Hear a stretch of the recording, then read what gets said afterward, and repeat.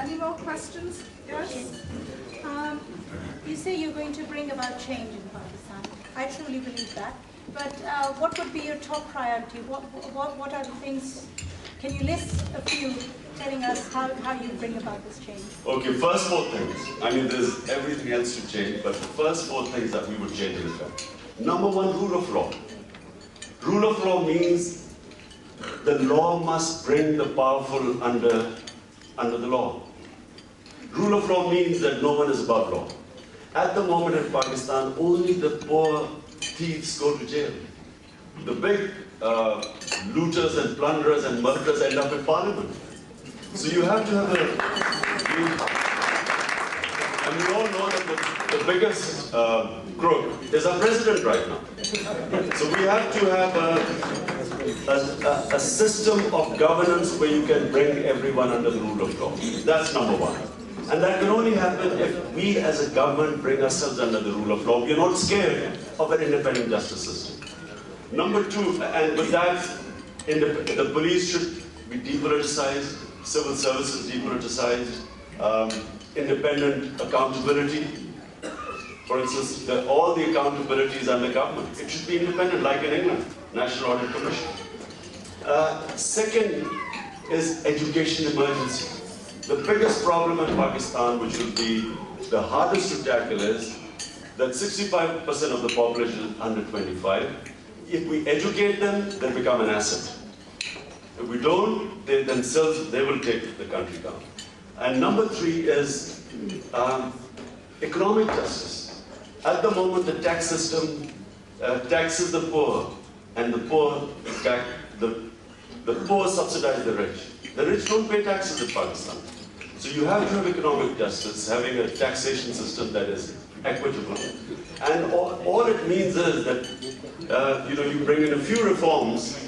If the leadership pays taxes, you get rid of the system of Benami, which is that all the leaders have nothing. The political leaders have nothing in their name.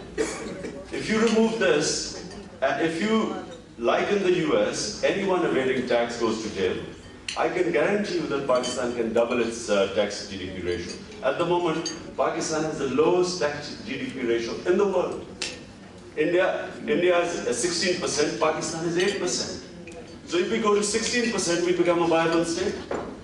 I mean, countries like the Scandinavian countries have 48% tax GDP ratio.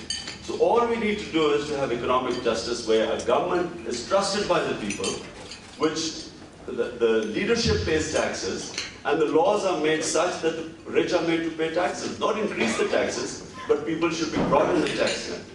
And I believe that can be done. And number 4 is through creating the rule of law, attracting overseas Pakistanis, investment, their capital into Pakistan. China and India developed because of the investment of overseas Chinese and Indians. One question here. One question here. Sorry. My question is, in the recent by-elections, Mr. Jamshed Dasti was refused by the court on the basis of his fake degree. He again stood in the elections and he got the seat again. So what are the reasons behind that he got the seat? Well, number 1, Jamshed Dasti, who had a fraudulent degree, should have been barred by the Election Commission. They should not have allowed him to fight elections. He would not have been allowed anywhere in the world. But secondly, a by-election, remember, by-election, the government remains the same. Because if I'm voting, my vote is not going to change the government. It's only a by-election. So therefore, people always go with the sitting government, because all their work is with the sitting government. No government ever loses a by-election. So, the reason why people vote is, what is in it for me? If Jamshed Dasti is going to have my work done, then I'll vote for him, even if he's a crook. One question there. Hello everybody, my name is Bashir. I'm an Afghan citizen. So after Russian invasion in Afghanistan, I left Afghanistan in 1979. And I lived in Pakistan for a long time. I appreciate the help and support my family, my relatives, they receive from Pakistani nation. according to my knowledge, there is a strong link and common ground and similarities between two nations. But the politicians, they have spoiled this relationship. So the question is, what would be your plan and strategy to be as a bridge between these two nations? So that's the question. Thank you very much.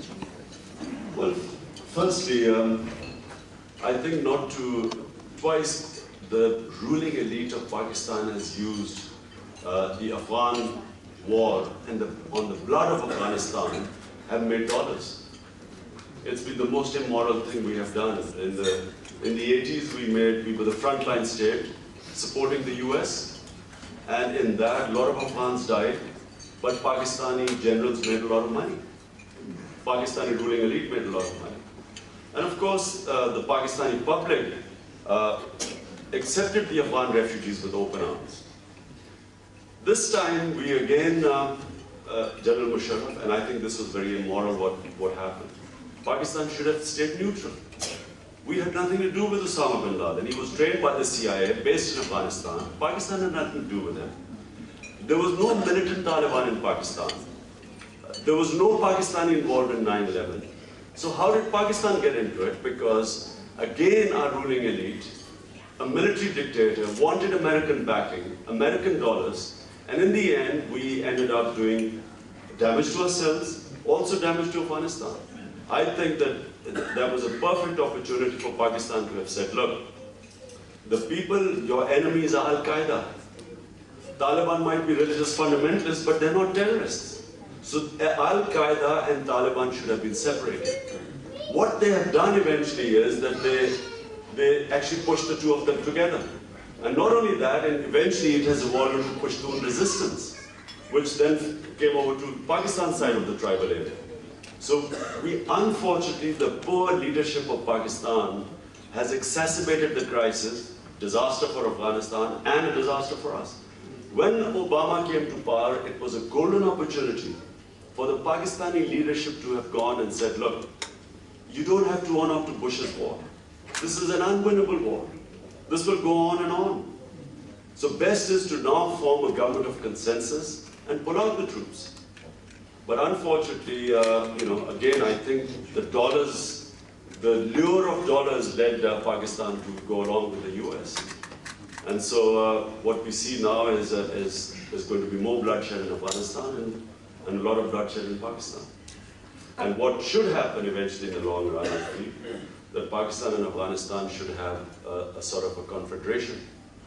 Because, the two countries are knitted together because of centuries of ties, there are 15 million Pashtuns in Afghanistan, 25 million Pashtun in Pakistan. There is a lot of, blood relationship between the two countries. And so we should end this, there should be a very close brotherly relationship between the two countries. I'll take the last two questions, one from table 10 and Maqbool Javed, and the last three questions, but we may as well take them together. And so the first one... Yvonne, there's one here, last four. Right, the last four. Okay.